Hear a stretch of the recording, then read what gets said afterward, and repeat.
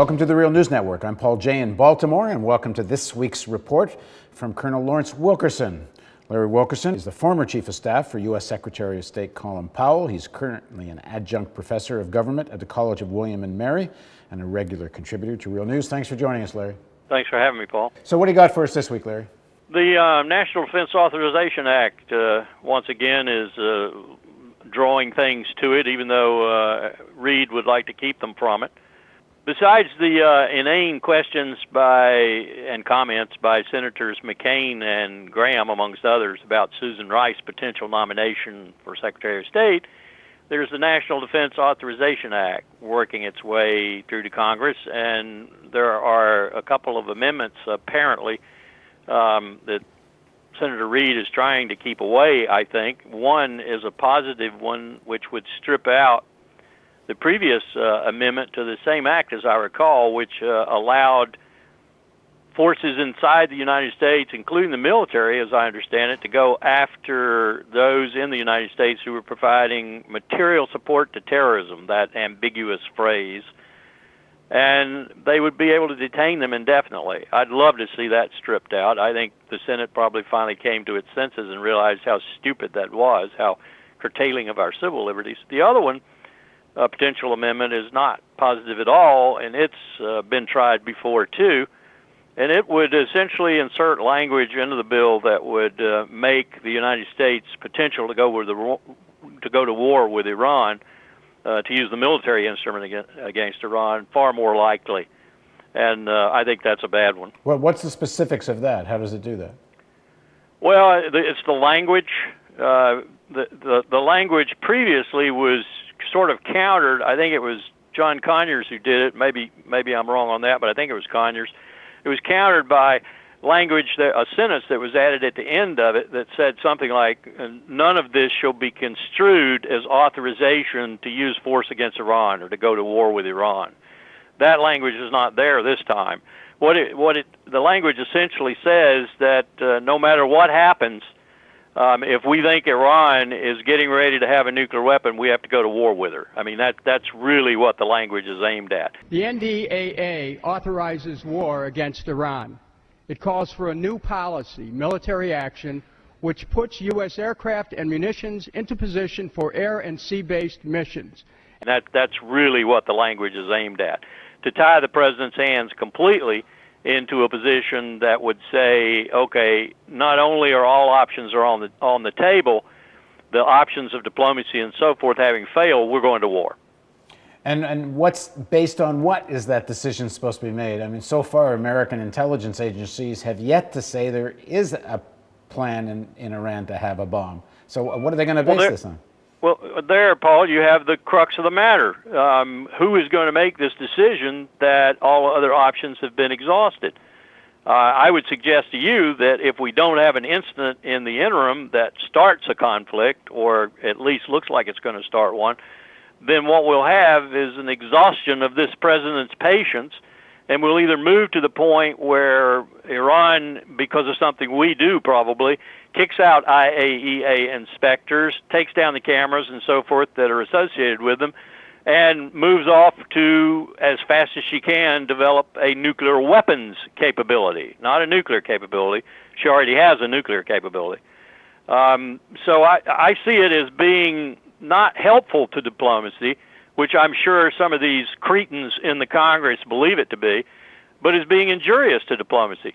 If we don't back off soon in terms of what we're demanding, and if we aren't able to give Iran a quid pro quo for their doing what we want them to do, and that quid pro quo has to be some sanctions relief, and not just cosmetic relief, it has to be significant relief, then there's no possibility of diplomacy working.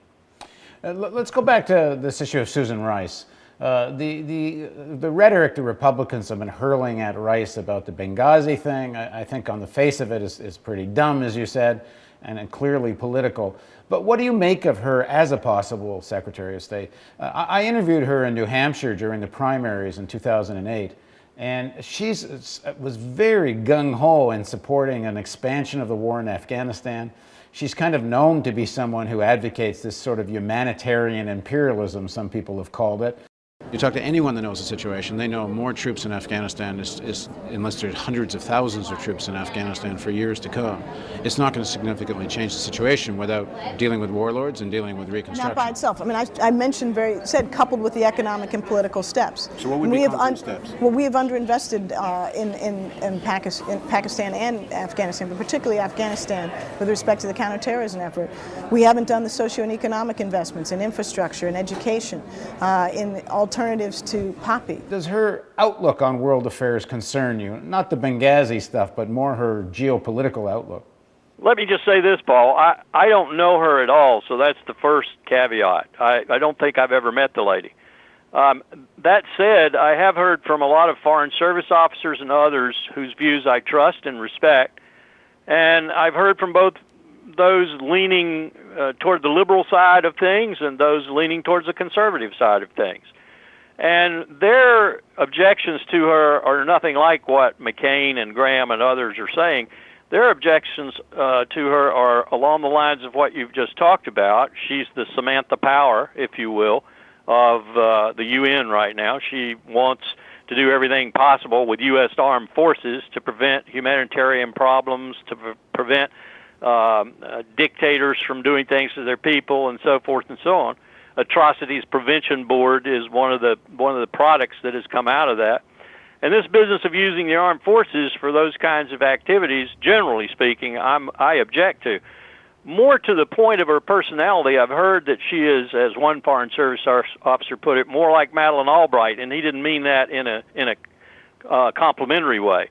He meant that you may recall in Secretary Powell's book, General Powell's book, My American Journey, he talks about Madeleine telling him that he was always talking about his armed forces. Why couldn't she use them sometimes? That really made him apoplectic, as you might imagine. Any soldier would feel that way. So her personality, her penchant towards using the armed forces for other than national interest and so forth are things that I would object to. And if people are going to object to her, I wish they'd start bringing some of these things out rather than the petty stuff they're bringing out. The Benghazi affair is so ludicrous in terms of what McCain and Graham and others have said about it, and other Republicans as well, that it just makes you wonder where their brains are. When I interviewed her in New Hampshire, I was primarily focused on candidate Obama's position on the Afghan war, essentially to expand it.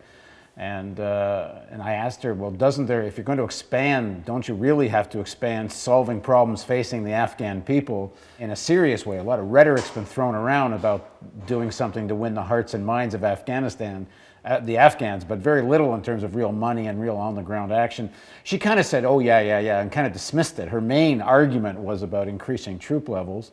And then at the end of the interview, I said, candidate Obama has promising change we can believe in. And he's even talked about a whole new think and approach to U.S. foreign policy. And I said, well, doesn't that require at least questioning the whole role of the United States in terms of being the dominant power and projecting U.S. power around the world? And she took her microphone off and says, I don't have time for this. I don't have to do this. And she walked out of the interview. That's another reflection of the personality and the character I'm being told about by these Foreign Service officers who say she's acerbic. At one point, she extended her middle finger to an assistant secretary at the other end of the table, I'm told. She is not a diplomat by any measure unless you consider throwing someone into a field of mines and saying, walk through it, baby. Maybe she might be able to do that all right, but I'm just hearing really bad things about her in terms of her ability to negotiate, to get along, to cooperate, to engage, and so forth and so on. And what you just described to me is a demonstration of that. Right. Okay, we'll see how this unfolds. Thanks very much for joining us this week, Larry. Sure. Good to be with you. And thank you for joining us on the Real News Network. Don't forget to see more programming like this. We need to get to our grant challenge, so please click on the donate button, because if you don't click it, we can't do this.